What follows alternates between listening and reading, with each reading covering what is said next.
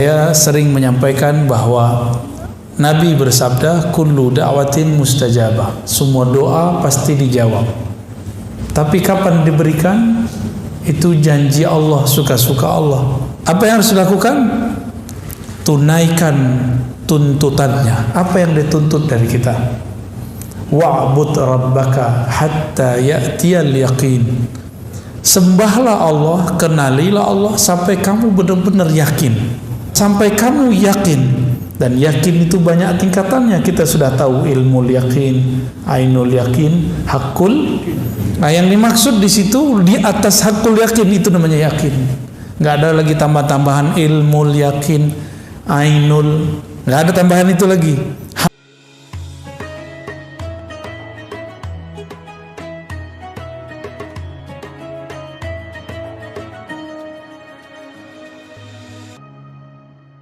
Assalamualaikum warahmatullahi wabarakatuh.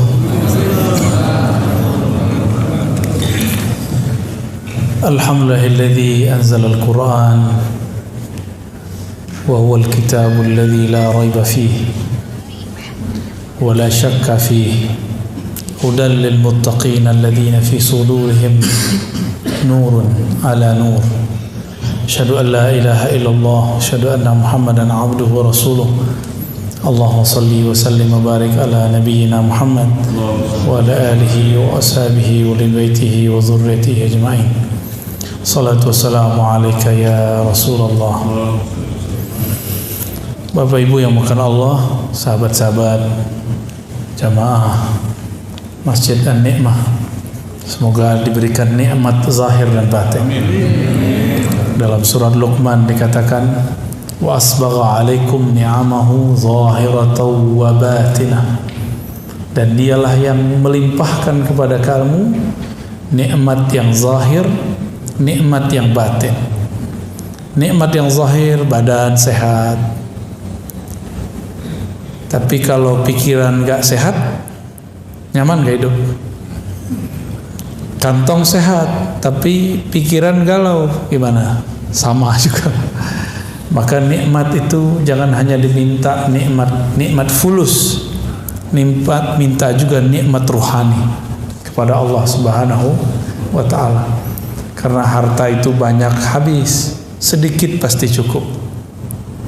Nah, tinggal kalau banyak bersyukur, kalau sedikit ya bersabar kepada Allah Subhanahu wa ta'ala.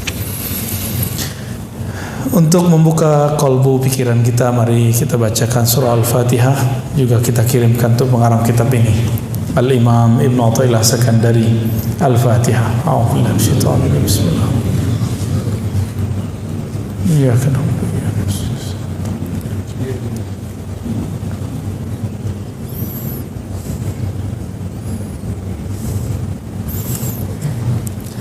Qala Ibn Athaillah, la yushakkikannaka fil wa'di adamu wuqu'il maw'ud.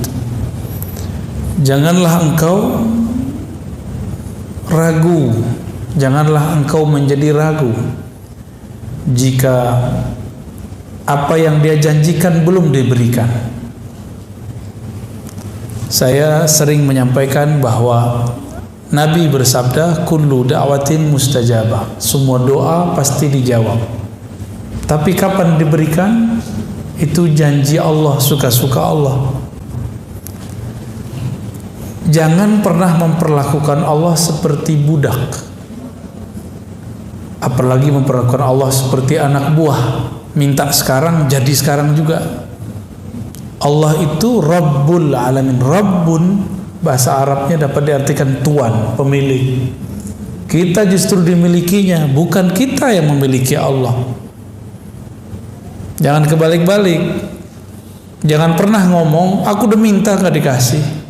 Memang kamu siapa? Ya, saya udah bertahun-tahun minta gak dikasih-kasih. Lalu ya iya, terus kamu siapa? Bisa maksa-maksa Allah. Emang Allah bapaknya? Emang Allah anaknya? Emang Allah anak buahnya? Kan bukan. Kita gak berbuat apa-apa untuk Allah, terus minta-minta sesuatu, malu. Pilih, tidak minta dikasih, minta dikasih tapi waktunya suka-suka dia, pilih mana Pak? Enggak minta. Apa yang harus dilakukan? Tunaikan tuntutannya. Apa yang dituntut dari kita? Wa'bud rabbaka hatta ya'tiyal yaqin. Sembahlah Allah, kenalilah Allah sampai kamu benar-benar yakin. Ya, ada tuh di belakang kan. Kalau terjemahan biasanya yakin diartikan al-maut. Kalau saya enggak, ya, maut udah pasti. Kalau al-maut, kenapa enggak ditulis saja di situ wa'bud rabbaka hattal maut? Maka terjemahan kita lain. Al-yaqin, yakin. Yakin itu al-i'tiqad al-jazim, keyakinan yang mantap kepada Allah Subhanahu wa ta'ala. Wa'bud dapat diartikan wa'rif, kenalilah Allah sampai kamu yakin. Dan yakin itu banyak tingkatannya. Kita sudah tahu ilmu yakin, ainul yakin, hakul. Nah, yang dimaksud di situ di atas hakul yakin itu namanya yakin. Nggak ada lagi tambah-tambahan ilmu yakin, ainul, nggak ada tambahan itu lagi.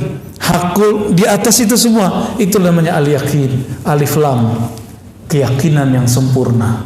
Al yakin bahasa Arabnya dapat kita artikan kamu percaya tanpa syarat.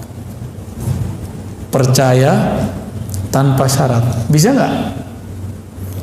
Jadi kalau versi saya Pak, kan yakin biasanya kita artinya 3 ya. Ilmu yakin, ainul yakin. Ilmu itu teori, karena yang menyampaikan orang terpercaya, maka kita percaya.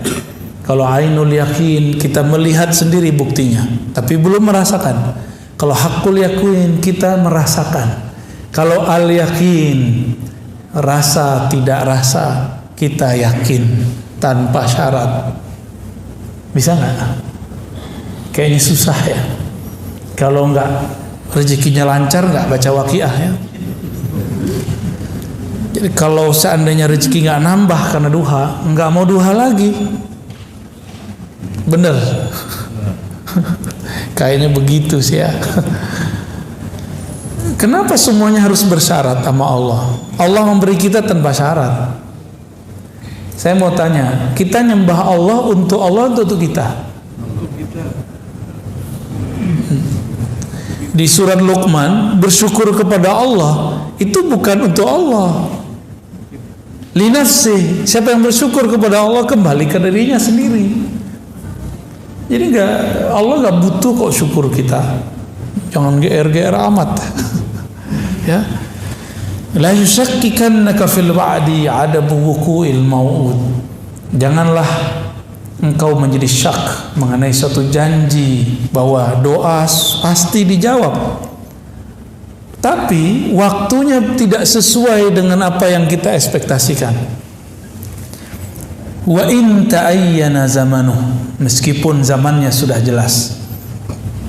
Li'alla yakuna dzalika qadhan fi basiratik, supaya syak kamu itu tidak memadamkan cahaya mata hatimu. Wa ikhmadan li nuri sariratik, dan dapat memadamkan cahaya dalam sirmu. Jadi ada basirah, ada sarirah. Apa bedanya nih? Ya, ada basirah, ada sarirah. Basirah itu mata batin, dengan itulah kolbu melihat. Sarirah itu matanya ruh, dengan itulah ruh berma'rifat. Dua ya, beda ya. Kalau kolbu itu dibuka lagi, ada lagi yang terdalam namanya sir, sarirah. Sarirah itu matanya ruh. Ruh kita memandang dengan itu. Maka kalau disebut ikhmadan li nuri sariratik, kamu jika ragu kepada Allah, maka ragumu membuat kamu bodoh. Kebodohan itu adalah padamnya cahaya ma'rifat. Ma'rifat artinya ilmu. Ya.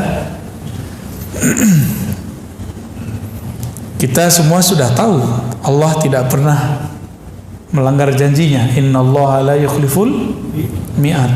Tapi giliran diuji sebentar saja, kita doa belum dikasih, mulai ragu. Benar nggak? Padahal doanya nggak sungguh-sungguh juga. Bapak doa tapi pikirannya kemana-mana, ya itu nggak sungguh-sungguh namanya. Doa yang sungguh-sungguh itu seperti kita datang kepada seseorang meminta pertolongan kepadanya, kita jaga adab di depan dia.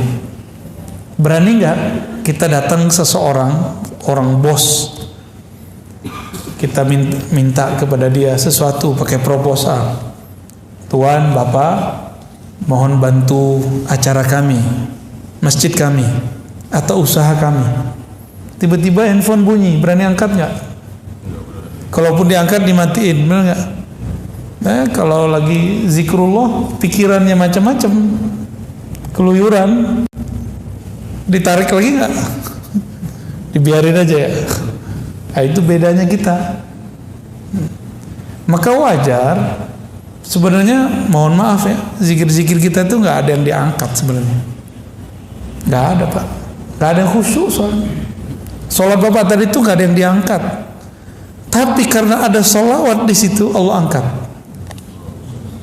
Ya, karena nggak ada yang khusyuk. Orang dari takbir sampai assalamualaikum udah kemana-mana mikirnya. Yakin gak tuh diangkat tuh? Tapi Allah akan pemaaf. Innallaha afuwun ghafur. Allah itu maha pemaaf. Masalahnya mahar maaf itu ada. Bersalawat kepada baginda Rasulullah sallallahu alaihi wasallam.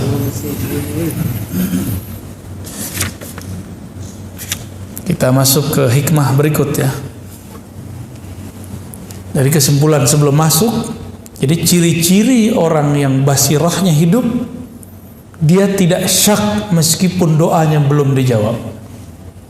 Dia tidak syak kalau dia sakit berobat belum kunjung sembuh.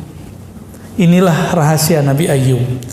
Nabi Ayub ditegur sama istrinya, Mas Ayub, kira-kira begitu ya. Kamu kan Nabi Allah, kekasih Allah. Orang-orang kalau apa-apa minta doa sama kamu, masa kamu masalah kutilan kulit begitu aja nggak berdoa kepada Allah? Kata istrinya. Nabi Ayub bisa sabar dengan semua kata-kata orang di luar, tapi beliau langsung tersinggung. Bukan tersinggung terhadap dirinya, tapi tersinggung istrinya kenapa tidak bisa sabar. Ya, kok istrinya mulai meragukan? Kamu kan nabi, masa nabi? Nah, gitu, masa nabi? Akhirnya Nabi Ayub mengatakan, pergilah kamu. Jika kamu tidak tahan bersama, pergilah. Tapi jika kita ketemu lagi nanti aku akan pukul kamu. Tapi itu istri paling baik. Wajar ya. Di zaman dulu nggak boleh istri ngeluh. Ngeluh dikit boleh cerai. Betapa pemaafnya Allah sekarang di masa syariat Nabi Muhammad. Istri ngomel-ngomelin kita gitu, maafin aja kan. Mohon maaf Bu ya. Di zaman Nabi Ibrahim punya mantu. Sesekali dia kunjungi anaknya lagi keluar rumah. Kata Nabi Ibrahim, ternyata mantunya lupa ini mertua dia karena jarang datang. Karena nikahnya waktu itu tidak ada Nabi Ibrahim. Nabi Ibrahim tidak hadir saat Nabi Ismail nikah. Dites sedikit doang. Gimana Neng nikah sama Mail? Kira-kira begitu Pak kalau bahasa sininya ya. Apa jawaban? Payah. Bang Mail payah, makan susah, minta beli ini beli itu nggak dikasih. Oke, oh gitu. Cuma pertanyaan begitu, jawabannya 3 jam. Apa kata Nabi Ibrahim? Nanti sampaikan ke suamimu, aku ini orang penting baginya.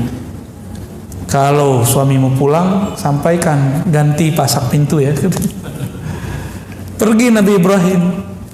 Gak lama pulang Nabi Ismail. Nabi Ismail itu tahu ayahnya baru datang karena penciumannya tajam. Itu bukan penciuman hidung Pak, penciuman batin. Nabi Ismail langsung nanya, tadi ada orang datang ya? Langsung nanya, iya Mas, iya Bang. Lupa dia. Terus apa pesannya? Ya langsung nanya. Jadi Nabi Ismail punya firasat nih. Apa pesannya? Karena dilihat nggak masuk, cuma di luar aja. Berarti ada sesuatu nih. Kalau babe gue nggak masuk ke rumah, bahaya nih. Kira-kira begitu. Kata orang tadi, orang aki-aki tua tadi, udah jelek, rewel lagi katanya. Punya pesan lagi. Lah pesannya apa? Ganti pasak pintumu. Oh gitu. Ya sudah, besok aku antar kau pulang. Oh, maksudnya apa bang? Kamu pasti membeberkan aibku, kelemahan suamimu. Tuh hati-hati tuh ngomong di status Facebook tentang perihal-perihal kelemahan rumah tangga. Memang nggak ada lagi tempat cerita. Sampai harus berbicara, harus nyatet status. Ya, coba hidup di zaman Nabi Ismail, di syariat Nabi Ibrahim boleh dicerahin. Ya, malah disuruh. Tuh kalau dihitung sekarang banyak nggak perempuan yang pantas dicerahin? Ya, tunggu dulu bang. Cowok-cowok juga pantas digugat cerai. Bapak Ibu yang bukan Allah, syariat zaman dulu itu betul-betul ketat. Di zaman nabi-nabi terdahulu tidak boleh ngambil harta rampasan perang. Nggak boleh. Di zaman Nabi boleh. Di zaman Nabi terdahulu zakat itu wajib 10%. Di zaman Nabi Muhammad ada pilihan-pilihannya 2,5%, 5%. Ya, ada. Makanya sampai sekarang agama tersebut yang masih ngikut katanya agama nabi-nabi terdahulu masih 1/10. Lah gede banget tuh 1/10 itu. Makanya di negara-negara Eropa yang maju, gereja-gereja sepi. Karena pajaknya sudah mahal, asuransinya mahal, ditambah kalau masuk gereja 10. Gereja sono Pak ya, kalau di sini saya nggak tahu. Kalau di kita ada juga LDIU lebih parah lagi. Bisa di atas 10 dia. Ya. Jadi kita hidup di Indonesia BPJS cuma 100.000, 150.000 udah ya. Udah ngomel tiap hari ya. Coba Bapak kalau dipakai Eropa, pajak 40%. Berani nggak hidup di Eropa begitu? Makanya wajar sekolah di sana gratis, tol nggak bayar, tapi parkir bayar Pak. Parkir sono langganan. Jadi kita ini karena nggak pernah keluar, selalu ngomong wah negara ini negara zolim. Kita nggak mau perbandingan. Kalau nggak suka kritik aja, nggak usah bilang-bilang zolim. Emang situ ngerti luar negeri, ya. Kalau nggak ngerti amat, kita mending uskut, kul khairan atau usmut, liasmut atau diam. Itu lebih baik, ya. Apalagi kan anak muda Pak sekarang belum kemana-mana. Aduh, saya gergetan dengerin orang-orang begitu. Ya. Kita nggak seneng aja, tapi jangan berlebihan gitu. Idza fataha laka wijhatan min at-ta'arruf fala tubali ma'aha qalla 'amalu. Kamu jangan kegeeran, kira-kira begitu maksudnya. Jika Allah bukakan suatu bab ma'rifatullah, tapi amalmu masih sedikit, jangan geer, biasa aja gitu. Fala tubali ma'aha in qalla 'amalu. Jangan ngerasa sesuatu, biasa aja, ya. Fa innahu ma fataha lak illa wa huwa yuridu an yata'arraf ilaik. Allah kalau membukakan pintu ma'rifat. Pintu ma'rifat itu pengenalan, rasa, cinta. Pernah gak sesekali lagi gak niat ngapa-ngapain, pas sholat ternyata bergetar sesekali? Pasti pernah. Itu di saat Bapak Ibu lagi lupa untuk khusyuk, dikasihlah Allah khusyuk. Hilang nafsu mau khusyuk, diberilah khusyuk. Jadi kapan kita diberi khusyuk? Obsesi khusyuknya hilang. Karena kalau kita punya obsesi itu menjadi Tuhan. Allah itu ingin disembah wahdahu la syarikalah. Bukan pengen hamba itu merasa khusyuk terus nyembah dia. Karena merasa tenang terus nyembah dia, berarti kita nyembah tenang bukan nyembah dia. Bisa bedain? Ya, ini dua hal yang berbeda. Kalau nyembah Allah, mau tenang nggak tenang, itu urusan lain. Mau khusyuk nggak khusyuk, sembah saja dia. Kan Allah nggak suruh. Allah mengatakan coba wa'bud rabbaka, sembah sajalah Rabbmu. Hatta ya'tiyakal khusyuk, nggak ada dalilnya. Yang ada cuma hatta ya'tiyakal yaqin. Sampai yakin itu tumbuh dalam dirimu tanpa syarat. Nggak ada lagi istilah ilmu yakin, ainul yakin, hakul yakin. Yang ada hanya al yakin, keyakinan tanpa syarat. Hakul yakin mesti dites. Kita tes dulu baru kita percaya itu hakul yakin. Kalau al yakin itu makomnya Sayyidina Abu Bakar. Beliau tanpa menguji Nabi, dia percaya kalau itu Nabi Muhammad sallallahu alaihi wasallam. Bismillah.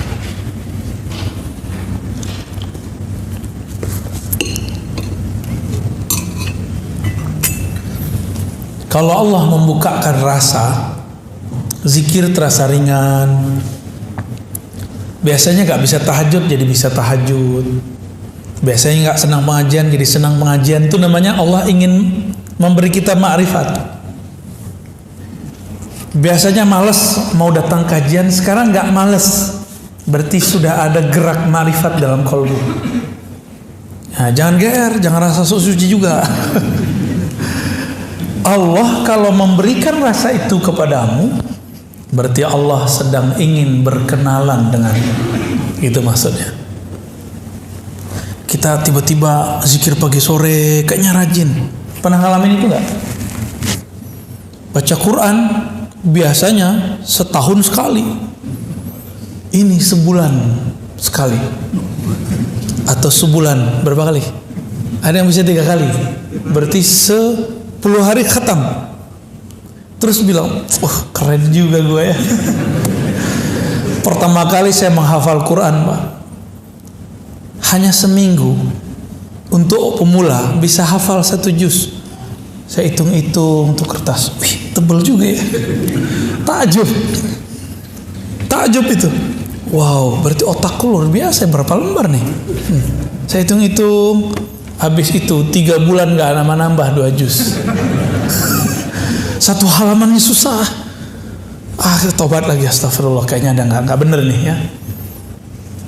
Setelah kita tobat lagi, baru bisa jalan lagi tuh, hafalnya cepat lagi.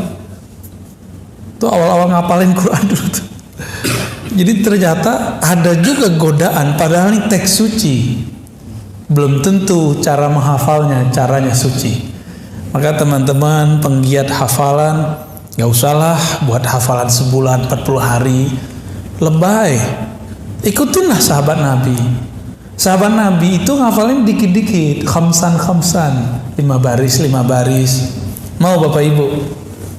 Ya, 5 baris. Ustaz buru-buru 5 baris. 1 baris lumayan. Ada tips yang masih kerja. Jangan buang-buang waktu. Berangkat dengerin surat An-Naba, tapi diulang-ulang 1 surat aja. Jadi flash disknya isinya 1 surat aja. Jangan tamak mau banyak-banyak ayatnya. Kecuali emang mau mendengarkan banyak ayat. Makruh loh Pak, kita nyetel Quran terus kita ngobrol. Mending nyetel nasyid, nyetel sholawat. Jadi kalau nyetel Quran kita diem. Itu adabnya ya. Jangan sok soleh biar kelihatan soleh teman-teman. Setel MP3 tartil. Tapi ngobrol ya salam. Itu nggak ada. Kenapa? Wa idza quri'al Qur'an fastami'u lahu wa ansitu. Surah Al-A'raf jelas tuh ayatnya. Jika dibacakan Quran, maka hendaklah kamu mendengarkan lalu diam. Itu adabnya ya. Maka saya termasuk tidak sepakat. Mohon maaf, di masjid ini gimana nih? Sebelum sholat terus nyetel Quran kenceng-kenceng, saya termasuk nggak sepakat, walaupun tidak melarang. Lebih baik sholawat, tarhim. Kalau tarhim orang nggak dengar nggak dosa Pak. Tarhim bukan cuma sholawat. Salatu wassalamu alaik gitu ya. Gitu ya. Assalatu wassalamu alaik ya. Begitulah saya suaranya udah sumbang, Pak. Itu ajib, mending itu didengarkan. Itu dari Mesir, Pak, bukan dari Makassar tuh, bukan. Mungkin Bapak punya kenangan waktu ke timur, ke Makassar, semua masjid begitu. Benar ya? Semua masjid. Dan itu indah sekali dalam memori kita. Jadi saya punya memori indah kalau pas ke timur sana. Lombok sama. Ya, semua itu sama itu. Sebelum subuh, sebelum sholat lah ada 5 menit. Ya, saya pernah ke Buton, tempat teman saya ada pesantren Abdul Wahid ya. Ada di situ Dr. Falah. Ya, beberapa menit itu mereka tarhim karena itu santrinya yang baca. Kalau di sini suaranya sumbang-sumbang bajangan. Dan indahnya bukan main. Karena itu sholawat. Satu sholawat ada 10 rahmat. Oh, Nabi tidak pernah lakukan. Nabi nggak lakukan. Tapi Nabi nyuruh sholawat nggak? Al-Imam Ibnul Arabi Al-Maliki, muridnya Imam Ghazali, bukan Ibnu Arabi yang satu lagi ya. Jadi Ibnul Arabi, pengarang kitab Aridatul Ahwazi, Syarah Sunan Tirmizi. Beliau mengatakan dalam beberapa karyanya, dianjurkan ya, sebelum sholat itu ada yang mengingatkan, baik dengan sholawat kah atau apapun. Beliau menganjurkan. Bahkan kalau beliau boleh pakai Quran. Cuma kalau kita sebaiknya bukan Quran tapi sholawatan ya. Alam ta'lam anna ta'arrufa huwa muriduhu alaik. Tahukah kamu bahwasanya ma'rifat itu keinginan kamu tadi untuk bangun lebih awal, pergi sholat berjamaah, apalagi berzikir pagi sore yang teratur, ikut pengajian walaupun jaraknya jauh. Jangan takjub dengan diri sendiri, tapi tahukah kamu bahwa makrifat itu dialah yang memberikannya kepadamu. Wal a'mal, sedangkan amalan, a'anta muhdiha ilaih, apakah kamu yang memberikan hadiah kepadanya? Ini kalau versi orang awam nih, gimana? Kalau kita ibadah, kita yang mempersembahkan hadiah kepada Allah, benar nggak? Tapi kalau orang kenal Allah, apa kata mereka? Ya Rob, aku bisa sholat karena Engkau yang membuat aku bisa sholat. Saya sering nanya jamaah, nih sama nggak jawabannya di sini? Bapak Ibu bisa bangun tahajud, itu yang bangunin siapa? Alarm? Yakin? Alarm, pasangan, atau Allah? Dalam surah Az-Zumar dikatakan, Allah lah yatawaffal anfusa, yang mewafatkan jiwa-jiwa. Di antara jiwa itu ada yang Allah yumsik, Allah tarik, mati namanya. Ada yang Allah yursil, Allah lepas kembali, maka dia bangun dari tidurnya.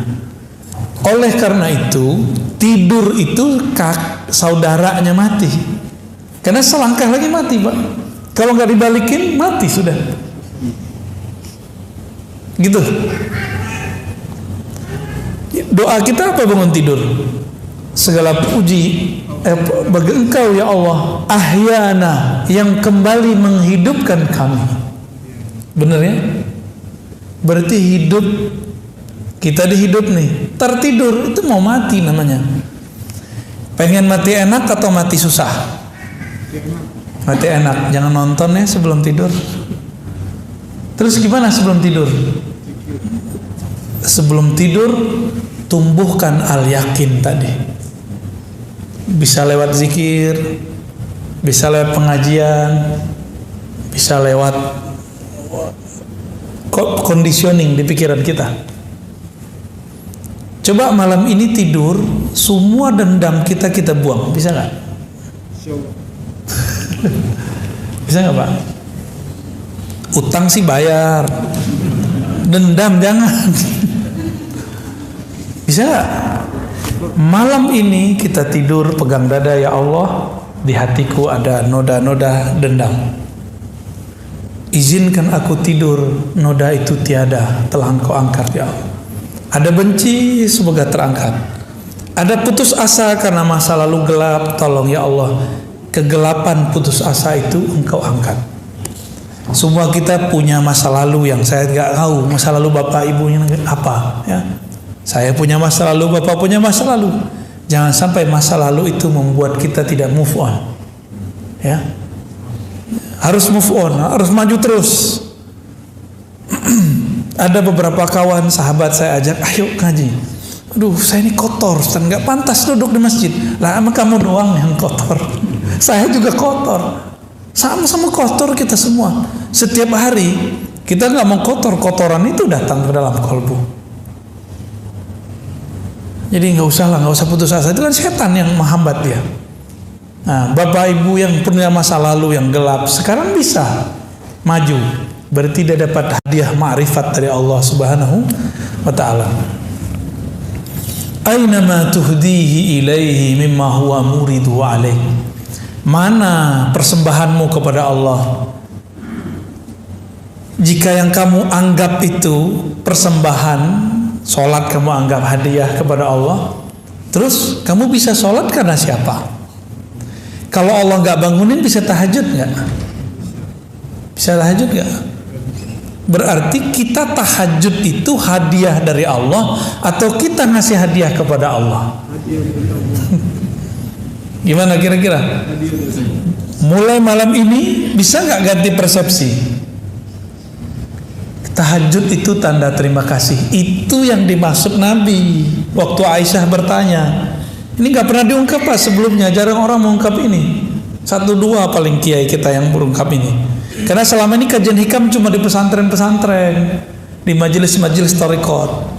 Orang nikmat japos tiap berapa kali kirim Fatihah, ya. Tembus juga, ya. Tapi kita buat kajiannya, ya mohon maaf, weekday begini, ya. Hari Senin lagi, ya. Tapi alhamdulillah, itu namanya ta'aruf, ma'rifat masuk dalam kolbu. Mau hari apa jadi, Ustaz? Nabi ditanya oleh Sayyidatuna Aisyah, kenapa engkau masih sholat sebanyak itu wahai Rasulullah, sampai kakimu kapalan wahai Rasulullah, sedangkan engkau diampuni dulu, sekarang dan nanti? Apa jawaban Nabi? Afala an akuna abdan syakura.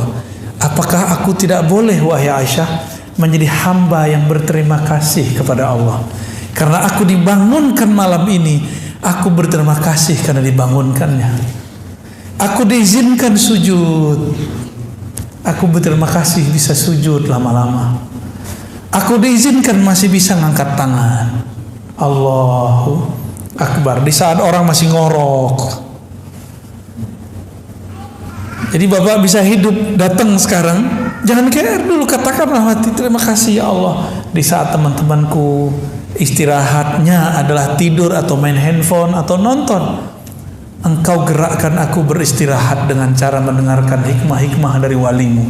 Al-Imam Ibn Athaillah As-Sakandari, waliullah di zamannya, kutub bahkan Al-Ghaus, ya.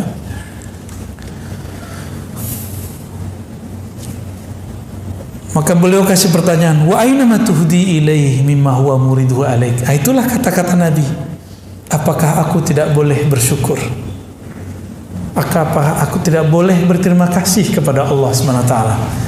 Saya jelasin begini Pak, bukan saya yang pinter Pak. Jangan salah paham, ya. Bukan saya yang pinter. Saya bisa menjelaskan begini karena saya dulu mau khidmah kepada guru-guru saya. Maka Allah kasih hadiah ini. Jadi ini hadiah dari Allah, bukan saya yang menghadiahkan ke Bapak, ya. Maka nanti kalau ada yang bisa baca kitab, bawa kitabnya ke sini Pak. Jadi ngaji, lihat, walaupun terjemahan, baca aja. Siapa tahu ada umur, ya, bisa mengajarkannya, ya. Amin. Kalau enggak bisa ngajarin dia orang, ini di rumah kita. Siapa tahu, ya. Jadi gimana? Masih berani minta pahala? Saya malu meminta pahala kepada Allah, ya. Pahala itu bahasa Sanskerta berarti balasan. Berani minta balasan dari Allah? Ibarat gini, saya minjem mobil Bapak, saya pinjam nih mobil Bapak hari ini, pulang-pulang bersih, terus saya bilang, mana bayarannya Mas? Ya, saya minjem, terus saya minta bayaran dari pinjaman itu, waras nggak? Jadi sebenarnya banyak orang beribadah tuh belum sampai babul yakin. Kalau dibilang nggak waras termarah Pak ya. Masa dengan cuma sholat 5 waktu, sholat tahajud yang berkabut itu, sholat duha yang khusyuk itu, terus kita berani meminta sesuatu balasan dari Allah Subhanahu Wa Taala? Itu orang nggak tahu posisi dia. Ya kalau bahasa kasarnya nggak tahu diri lah. Seperti dia belum sampai kepada kesadaran ma'rifat. Sholatnya baru sholat nafsu, belum sholatnya seorang yang bermakrifat. Dia nafsu mau dapat sesuatu, dia sholat. Moga-moga sholatnya memperlancar dia dapat sesuatu. Itu nggak baik ya.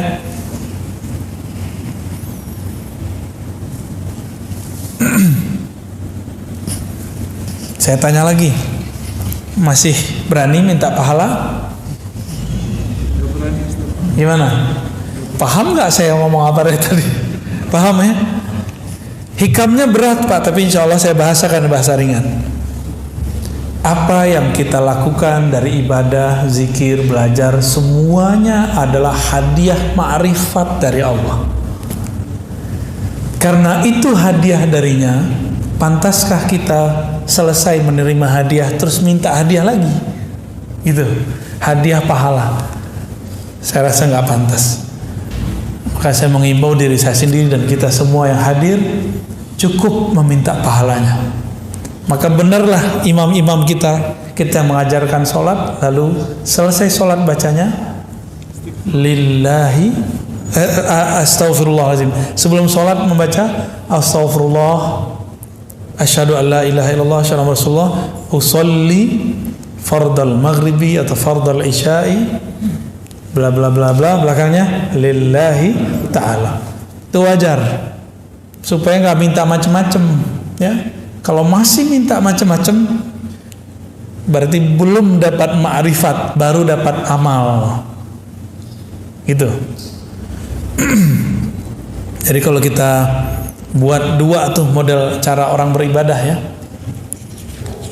Ini banyakannya pegangan nih Pak.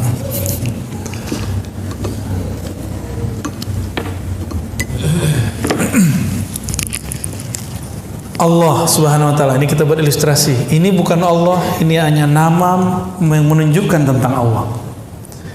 Allah menurunkan ma'rifat. Apa yang diturunkan? Biar kepalanya tengong dikit Pak. Ma'rifat. Bentuk ma'rifat itu apa? Ilmu dulu. Ilmu apa lagi? Ibadah ya, rajin, kira-kira gitulah. Nah, ini muncul nih. Kepada siapa turun? Abdun, kepada hamba Allah Subhanahu Wa Taala. Kalau itu turun, maka si hamba dapat sholat. Dia rajin sholat, dia ngaji, dia ibadah. Bapak sedekah, itu harta dari siapa? Masih meminta pahala. Betul, Allah mengatakan satu kali ngasih, 1 kali 700, benar nggak? Ini yang ikhlasnya lumayan. Kalau ikhlasnya kurang, 1 kali 10, ini standar. Ikhlas nggak ikhlas ini dapat 10. Maka orang non muslim kalau dia suka memberi, dia dapat 10 keberkahan walaupun dia non muslim. Tapi kalau dia percaya kepada Allah, langsung naik 700. Tapi kalau dia tidak bersyarat al-yakin, 1 kali tak terhingga. Pilih mana Pak? Nah, si hamba ini ketika dia sholat, jika dia sudah faham bahwa ini ma'rifat, bagi dia bukan memberi hadiah kepada Allah, tapi dia sedang ibadah itu. Kalau si hamba datang kepada Allah disebut dengan ubudiyah, Apa arti ubudiyah? Penghambaan. Itu artinya, bukan ibadah. Penghambaan. Jadi sholat itu bukan lagi untuk minta pahala. Maka saya berharap jamaah kita malam ini mulai dewasa rohaninya. Jadi kedewasaan rohani ditandai dengan sholat, tidak minta sesuatu lagi kepada Allah. Siap malam ini? Siap. Nggak minta khusyuk, nggak minta tenang, nggak minta pahala, nggak minta surga. Yang diminta cuma Allah, pemilik surga dan neraka. Itu. Allah mengatakan, aqimis salata li dzikri. Surat Taha ayat 14. Salatlah kamu untuk sekedar mengingatku. Bukan supaya tenang. Ingat saja aku, nanti pasti tenang. Karena kalau orang dia mencari ketenangan, dia nggak pernah tenang. Emang tenang itu apa? Tenang itu di saat dia lupa mencari ketenangan. Kapan dia lupa mencari ketenangan? Di saat dia lupa apa yang harus ditenangkan. Yang harus ditenangkan? Pikiran, hati. Lupakan itu baru masuk ke zikrullah. Maka zikir itu ada tingkatannya 3. Tingkatan zikir, Pak. Pertama, zikir menyebut. Ya, ini tingkatan zikir nih. Kalau kita buat tingkatan zikir, zikrullah ya.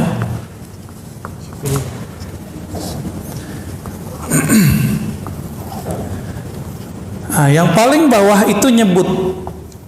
Sebut aja dulu, mau 100, mau 2.000, sebut aja dulu. Lalu zikir tingkat kedua apa? Ingat. Nah, kalau ingat itu kolbu yang main. Ya, ini kalau ini di lisan. Kalau ini di kolbu. Kalau ini dia bahkan lupa dengan kolbunya. Nah, inilah zikir ruh. Zikir ruh itu ma'rifat. Mengenal Allah. Pernah nggak Bapak nyebut-nyebut seseorang tapi kita belum kenal, baru tahu di sosial media ternyata dia di samping kita? Pernah nggak? Karena belum kenal. Ada orang udah kenal sama dia biasa aja, nggak perlu nyebut-nyebut. Ya, kita sebut-sebut dia. Ya. Bapak ini kalau sesekali ketemu orang minta foto sama orangnya. Tapi kalau udah sering ketemu minta foto nggak? Enggak, udah ada fotonya di kolbu. Ya, nggak perlu minta begitu.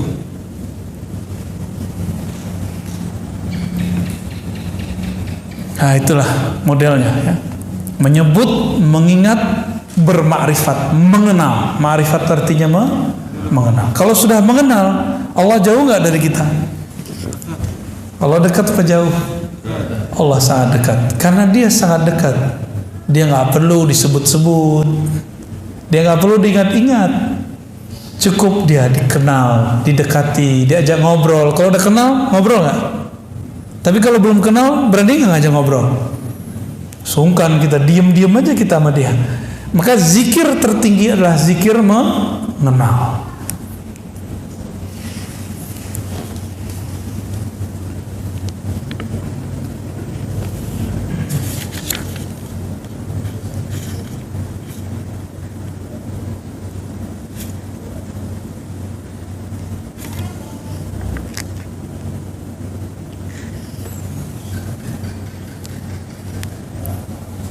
Di sini ada beberapa penjelasan panjang ya. Tapi kalau saya bacain penjelasannya, hikmahnya nggak banyak dapat, Pak. Kita cukupkan ya. Hikmah baru aja lagi. Ya. Hikmah keberapa nih? 6. Udah 6 ya? 8 apa 6? Tadi 1, 2, sekarang yang ketiganya. Ya, hitung aja Pak ya. Tanawwa'at ajnasul a'mali litanawwu'i waridatil ahwali. Tanawwa'at, bermacam-macam jenis amalan, ajnas, jenis. Jadi jenis itu dari bahasa Arab. Jinsun, jins. Pakai jeans nggak Pak? Itu beda lagi ya. Jeans itu bacanya ya. Kalau ini jinsun, jim nun sin. Jenis bahasa Indonesia. Genus dalam bahasa pengetahuan lama ya. Tanawwa'at. Kenapa bermacam-macam amalan itu? Kenapa amalan itu nggak kayak malaikat? Malaikat itu yang sujud aja. Ada malaikat itu dia kalau ibadah dari awal penciptaan itu cuma ruku. Nabi ditanya, wahai Rasulullah, apakah zikir yang paling utama? Apa kata Nabi? Zikir yang paling utama adalah yang paling utama dibaca oleh malaikat di langit. Subhanallah wa bihamdi, subhanallahil azim, yang tadi Bapak baca ya. Subhanallah wa bihamdi, subhanallahil azim. Jangan pakai terjemahan, pakai makna dari saya. Subhanallah, sungguh hebat Engkau ya Allah. Wa bihamdi, Engkau maha terpuji ya Allah. Subhanallah, subhanallah bihamdi, subhanallahil azim. Sungguh hebat Engkau ya Allah, Engkau maha agung ya Allah. Itu maknanya. Kalau kita menerjemahkan maha suci, kayaknya ada yang perlu disuci-sucikan. Emang Allah butuh disucikan? Enggak. Jadi terjemahan ini kan terjemahan masa lalu, abad-abad tahun 1600, berarti abad 17 ya, oleh Syekh Abdul Rauf As-Singkili. Subhana itu diartikan maha suci. Ini harus direvisi, karena di zaman itu maha suci itu artinya maha hebat kalau versi kita sekarang. Nah, jadi harus diganti tuh istilahnya. Di zaman itu orang ngerti maksud maha suci. Di masa sekarang maha suci itu terjemahannya adalah maha hebat. Ya. Dari mana kita tahu? Bapak kalau ketemu orang Arab yang benar Arabnya, kalau dia melihat sesuatu yang menakjubkan dia bilang subhanallah, gitu. Ya. Melihat yang cantik sekali atau gagah sekali itu dibilang subhanallah, gitu. Ya. Saking dia merasa hebat banget ini. Kok ada orang secakap ini gitu. Atau dia menyaksikan suatu kejadian yang di luar logika dia akan ngomong apa? Subhanallah. Itu orang Arab. Lain dengan Masya Allah, beda lagi. Mungkin nggak dalam semalam orang pindah kota tanpa pakai pesawat, tanpa pakai bus, tanpa pakai alat dari Jakarta ke Surabaya dalam waktu cuma sedetik. Mungkin. Mungkin. Tapi kalau terjadi kita bilang apa? Subhanallah, ajaib. Ajib gitu ya. Ajib itu bahasa Arab tapi ala Betawi, Pak. Ya, bahasa Arab tapi rasa Betawi. Ajib. Orang Arab juga bingung, padahal ajib itu dalam bahasa Arab itu artinya aneh loh gitu. Di bahasa kita ajib menjadi luar biasa. Maka subhanallah itu artinya sungguh hebat. Saya menganjurkan Bapak Ibu kalau nonton itu yang ditonton penemuan ahli-ahli ilmuwan kita mengenai darah, hebatnya jantung, dahsyatnya otak, satu molekul di tubuh. Aduh, kalau kita lihat itu tubuh kita langsung bertasbih lagi, Pak. Baik. Amalan itu banyak jenisnya karena pemberian Allah juga beragam bentuknya. Itu hikmah malam ini. Kenapa ada zikir subhanallah, ada zikir Allahu Akbar, ada zikir la ilaha illallah? Karena rahasia yang Allah mau beri juga beragam. Allah kaya atau miskin? Kaya. Karena dia kaya, maka dia ingin memberikan kita macam-macam hadiah. Bapak punya teman gak orang yang tajir? Tajir baik hati, sering ngasih hadiah gak? Kalau gak pelit hati, medit. Apabila ada orang kaya, dia suka ngasih hadiah sama kita karena dia senang. Pasti hadiahnya macam-macam. Kadang ini, kadang itu, kadang ini, dan kadang-kadang surprise. Allah lebih kaya daripada yang kita bayangkan. Dia ingin kita menerima itu. Tapi Allah Subhanahu wa taala ingin kita siap menerimanya. Allah nggak butuh tasbih, kita nggak butuh. Allah nggak butuh sholat, kita nggak. Yang Allah mau dari kita adalah engkau siap-siaplah menerimanya. Gitu. Kita mau kasih motor ke anak kecil umur 10 tahun. Tanda sayang atau bunuh? Ya, konyol atau hebat? Konyol itu. Allah itu ingin memberi sesuatu, hambanya itu siap gitu. Maka anak muda nih, ya, yang suka main sosial media, nggak usah haus popularitas, nggak kuat nanti kalau populer. Ya. Orang yang menghambakan popularitas tersiksa. Kalau satu orang dislike tuh tersiksa. Ya, ada orang ngeritik dikit, sakit hati. Kalau hamba syuhrah, abdus syuhrah, hamba popularitas. Kan sekarang anak-anak cita-citanya kalau ditanya, bang, mau jadi apa? YouTuber. Aduh, masya Allah. Saya kaget-kaget tuh anak-anak ditanya begitu sekarang. Dia nggak tahu resikonya.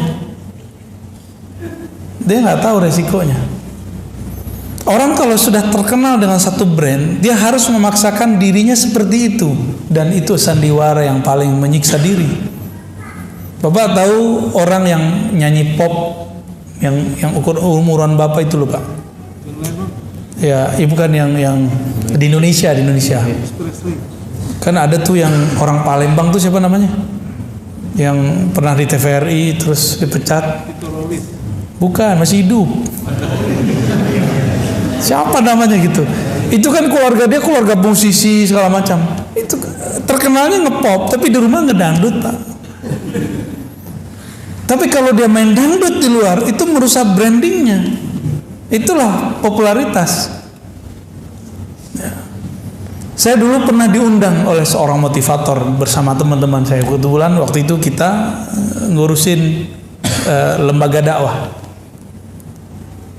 Si motivator ini ingin mengajari ustadz. Nah, bayangin coba. Hebat tuh ya. Hebat bener ya. Ingin ngajarin ustadz nge-brand dirinya. Kita tuh harus nge-brand diri ya. Oh, kita dengerin aja dia main. Nge-brand oke, bagus. Akhirnya ada yang nge-brand diri pakai warna baju. Ya kan? Ada kan ustadz dengan baju tertentu? Ya boleh-boleh aja sih, Pak. Dulu ada rame tuh Pandawa 5 tuh ada kan? Yang nggak ada tuh Ustadz Petruk tuh nggak ada tuh. Macam-macam. Jadi mereka membuat branding. Itu pengaruh beberapa motivator ini. Saya tahu beberapa motivator ini menggurui si ustadz yang sebenarnya ustadz itu adalah seorang guru. Nggak sopan bener ya. Mungkin niatnya bener baik supaya ustadz ini punya kualitas hidup yang setara dengan para motivator. Nggak, ustadz itu jalan hidupnya beda. Ya. Terus terakhir dia bilang apa? Ustadz itu kalau ceramah harus memperhatikan sound. Terus apa lagi? Harus bertarif. Waduh. Itu teman-teman saya yang ikut rata-rata rusak karena sifat motivator. Ya beda, Pak. Kalau ustadz tuh dengan motivator tuh beda. Ustadz tuh dia ngomongin Allah sama akhirat. Walaupun dia butuh duit, dia nggak boleh ngomong. Ya nggak boleh dia ngomong. Itu brandnya tuh Allah. Semua brand itu Allah. Jadi nggak usah si ustadz tuh kemudian harus di brand dengan warna baju, di brand dengan biar terjaga brandnya, kalau datang harus mobilnya bagus. Nggak mesti. Kalau ada rezeki ya beli mobil, kalau enggak ya apa adanya aja. Ustadz tuh harus pakai baju tertentu, apa serban tertentu. Ya salam, itu nyiksa diri. Apakah dengan miring sedikit begini ilmunya berkurang, Pak? nggak ada urusan. Kok Pak ini dimiringin dikit, emang berubah? Nggak berubah ilmunya. Kalau emang ilmu ada di dalam akan berubah. Saya datang ke sini pakai sarung, pakai gamis. Bapak karena udah kenal, Bapak biasa aja, ya kan? Karena saya juga biasa, Bapak biasa juga kan? Saya datang sebagai orang biasa, nggak pakai tarif-tarifan. Bapak santai kan? Kalau nggak Bapak deg-degan juga Pak. Kita udah bayar nih, udah panjer nih, deg-degan juga. Maka di Quran di surat Yasin itu jelas kalam Allah. Ittabi'u man la yas'alukum ajra. Ikutilah orang yang tidak minta tarif. Mereka lah orang-orang yang dapat hidayah. Kalau bahasa Imam Malik, wa ma lillahi baqiya.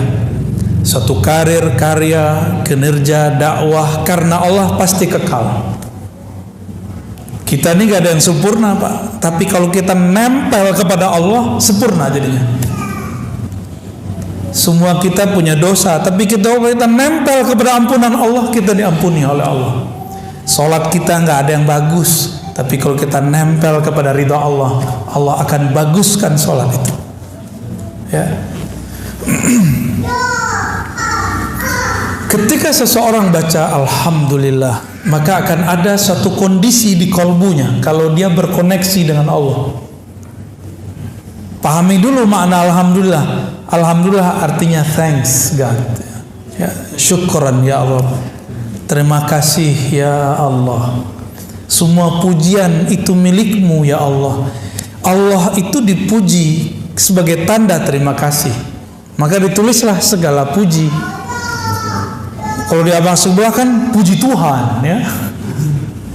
Akhirnya sama-sama garing. Ini baca Arab, ini baca terjemahan, sama gak sama garing.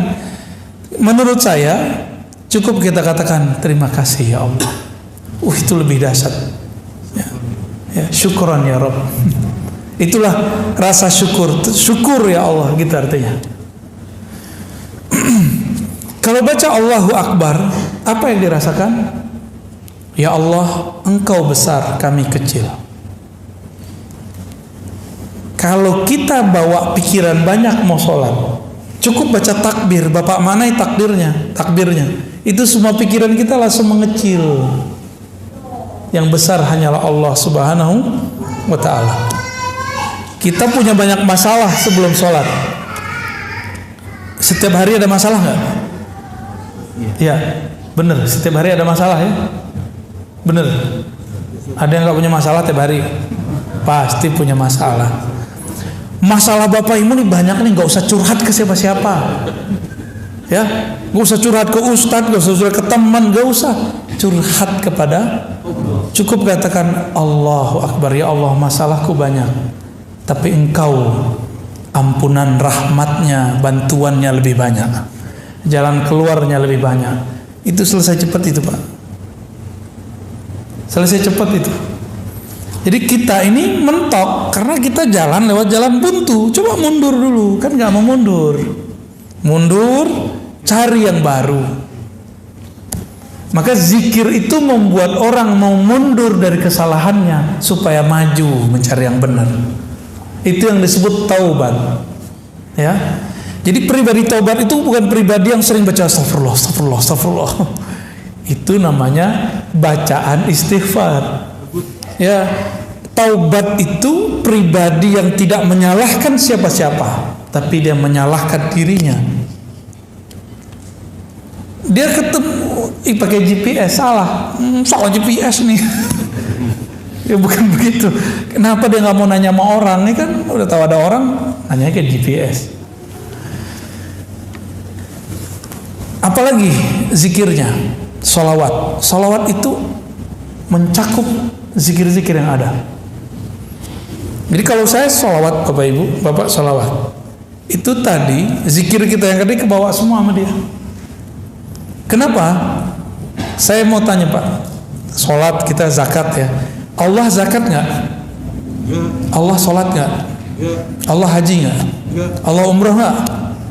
Allah puasa nggak? Tapi Allah salawat nggak? Berarti sholawat spesial nggak? Di saat seseorang bersolawat, dia sedang satu frekuensi dengan Allah. Itulah fana, lebur dalam cinta. Maka dia bersolawat. Solawat itu artinya, ya Allah, sampaikan cinta kami kepada Nabi Muhammad. Kalau terjemahannya, ya Allah, turunkan rahmat ke Nabi Muhammad. Emang Rasulullah masih butuh digituin? Enggak. Ini saya kasih artinya Pak ya. Apa arti solawat? Ya Allah, sampaikan cinta kami kepada Rasulullah Sallallahu Alaihi Wasallam. Baru tuh ada rasa tuh ketika bersolawat. Jangan nerjemah lagi sholat, tapi maknai sholat itu. Itu aja bedanya kalau kita belajar hikam dengan belajar terjemah. Saya yakin kalau orang sini belajar terjemah, 2 kali pertemuan kabur.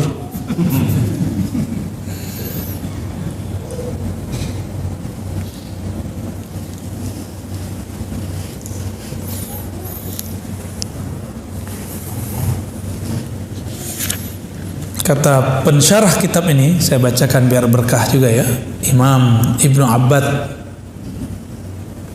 Kata beliau, setiap zikir ada waridnya, ada hadiahnya. Setiap amalan ada hadiah rahasia yang tersimpan di dalamnya. Apakah warid itu? Ma yaridu 'alal qulubi minal ma'arifir rabbaniyah wal asrarir ruhiyah. Warid itu adalah suatu kondisi rohani di mana kolbu mendapatkan makrifat dari Allah dan rahasia-rahasia darinya. Ketika Bapak sujud, rasanya apa? Kepala pegel. Itu doang. Imamnya kelamaan nih, gitu. Berarti belum dapat asrarnya. Tapi Bapak sujud terus terasa, ya Allah, kepalaku sekarang di titik terendah di bumi. Bahkan dia lebih rendah daripada tempat buang air besarku. Yang kita bedak-bedakin tiap hari itu ya Bu ya. Ini mas-mas ini pakai bedak kan nih? Nggak usah lah, cukup istri kita aja yang cantik ya. Kita nggak usah jadi cowok cantik ya. Rawat sih boleh, tapi jangan bikin riuh untuk badan sendiri. Laki-laki itu nggak usah begitu ya. Apabila kolbu kedatangan rasa, masuk rasa itu, rasa ya Allah, kepalaku lebih rendah, aku taruh serendah-rendahnya, bahkan lebih rendah dari tumitku. Itu Bapak kecanduan sujud dan Pak, enak sujud begitu, terasa tuh nikmat sujud. Tapi temukan sendiri rasa itu ya. Tadi itu kunci-kuncian yang kita kasih. Jadi kalau zikir saat sujud, itu yang kita rasakan. Jangan ngayal kemana-mana. Nabi kasih benefit. Aqrabu ma bainal abdi wa rabbih fis sujud. Itu benefit. Sedekat-dekat hamba kepada Allah lagi sujud, ya, maka berdoalah kepada Allah. Kan begitu di hadisnya. Nabi kasih jalan kalau orang masih mau doa. Tapi sujud yang sebenarnya masih perlu doa nggak? Nggak perlu lagi doa. Sujud itu sudah di dalamnya doa, ya. Karena Nabi setiap kali memintakan syafaat kepada Allah untuk kita, Nabi sujud dulu. Jadi nanti di akhirat Bapak Ibu, Nabi itu makhluk paling sibuk. Dia nggak sempat mikirin diri sendiri, nggak sempat mikirin siapa-siapa dalam dirinya. Yang dipikirkan ummati, ummati, ummati. Setiap kali mau lewat itu ada datang orang cari, wahai Rasulullah bantulah kami, wahai Rasulullah bantulah kami. Di tangannya sudah ada daftar orang yang dia mau bantu. Itulah kekasih-kekasihnya, ulama-ulama pewaris ilmunya, mewarisi sifat-sifatnya. Tidak hanya mewarisi serban dan jenggotnya, tapi juga mewarisi karakter-karakter rahmatnya. Itu ditandain nama Rasulullah tuh. Lalu sahabat bertanya, wahai Rasulullah, bagaimana cara engkau nanti tahu bahwa itu adalah umatmu, sebanyak itu umat? Jawaban Nabi, aku mengetahuinya dari ghurran muhajjalin, dari pancaran bekas wudu. Wudu itu isinya apa? Cuci-cuci muka. Bukan. Wudu itu membersihkan zahir, mensucikan batin. Sebagaimana Allah memandang kalbu manusia, maka di akhirat Nabi diizinkan memandang kalbu manusia. Ya. Kalau di dunia Nabi tahu, dikasih tahu isi hati orang, tapi nggak boleh berhukum. Itulah yang terjadi ketika ada orang bapak Khawarij datang, Nabi nggak bolehin bunuh, karena dia belum menunjukkan kekasarannya. Jadi kelompok ekstrem nih sekarang, kalau dia belum kasar, kita belum boleh main tangan, Pak. Belum boleh main tangkap. Tapi kalau dia sudah menyiapkan bom, mau membunuh, Masya Allah, itu boleh. Dan kita meridhoi kalau ada polisi, bagian tertentu di polisi melakukan itu. Itu penyelamatan bagi kita. Ya, penyelamatan bagi negara ini. Bapak mau nanti buat maulid di bom orang? Mau nggak ntar? Ya, nah, maka kelompok-kelompok ini sekarang muncul itu diberangus oleh salah satu perangkat kepolisian. Kita doakan mereka supaya tetap tulus kepada Allah Subhanahu Wa Taala. Ya.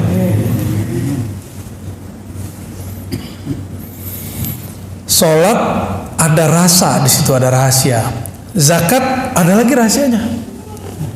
Ada nggak di antara kita datang ke orang susah terus ngasih langsung? Ada nggak? Kalau ada, ngerasain nggak merindingnya waktu dia berdoa? Senangnya bukan main. Nanti cobain Pak ya. Jangan sombong ngundang-undang fakir miskin ke rumah. Saya itu paling nggak suka tuh ya. Mohon maaf Pak kalau pernah melakukan. Bapak belagu itu namanya. Dia udah miskin, udah yatim piatu, udah susah. Dia harus menghancurkan egonya lagi untuk datang ke rumah kita. Terus kita kasih amplop, belagu amat.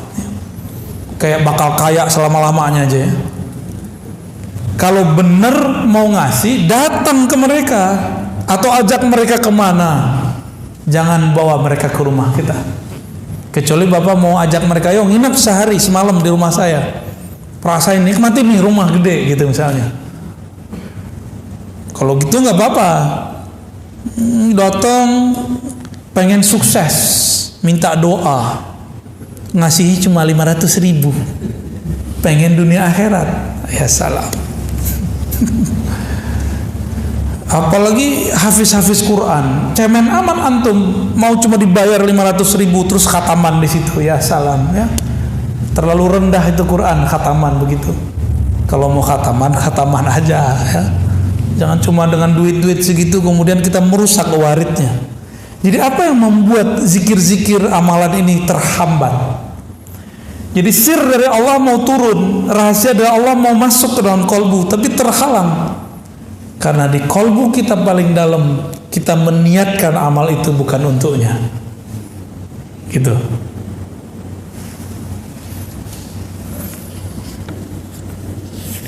Jadi kalau Bapak Ibu ntar wiridan, udah ya, ijazah yang lama tuh simpen aja. Zikir biar kaya tuh simpen Pak.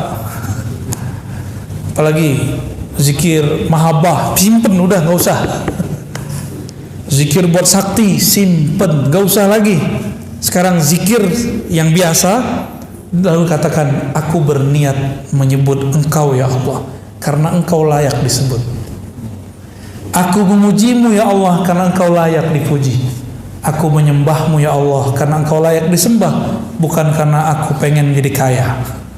Aku baca surah Al-Waqiahmu ya Allah karena Engkau layak ayat-ayatmu dibaca, bukan karena pengen usahanya lancar. Bisa nggak begitu? Itu baru tasawuf. Jadi tasawuf itu bukan wiridan untuk sesuatu, ijazahan, mahar, bukan, itu bukan tasawuf. Itu pseudo tasawuf. Ya, tasawuf palsu. Tapi boleh nggak? Ya boleh, silakan. Cuma ta'ibtum, ta'ban, selamat lelah. Ya. Nih, ini saya kasih contoh Pak. Ini kan pengalaman saya sendiri. Saya baca surat tertentu, ayat tertentu dengan angka tertentu supaya saya dapat rezeki besok atau besoknya lagi. Udah selesai semua wiridannya ribuan, sampai nggak ngantuk-ngantuk, nggak tidur dan kita ngantuk-ngantuk. Ditunggu besok nggak datang batu rezeki. Capek kan? Capek. Padahal simpel aja, nggak usah wiridan, besok bangun silaturahmi, datangin ahlinya, datangin orangnya, jadi. Ini malah pakai wiridan, nggak nyambung. Zikir itu senjatanya murid, betul. Tapi kalau orang sudah arif, senjatanya bukan wiridan, senjatanya kenalan, ma'rifat. Ya. Kan biasanya sering tuh datang ke kiai, Pak Kiai, ajarin dong doa supaya kaya gitu. Udahlah, itu nggak usah lagi ya. Pak Kiai, saya mau merantau nih, kasih dong doa penjagaan diri. Nggak usah lah itu, ya. Nggak enak itu, nggak enak ya. Ntar kalau bilang amarkan itu kita curiga terus sama orang. Bapak Ibu yang melakukan Allah, udah jam 9 ya.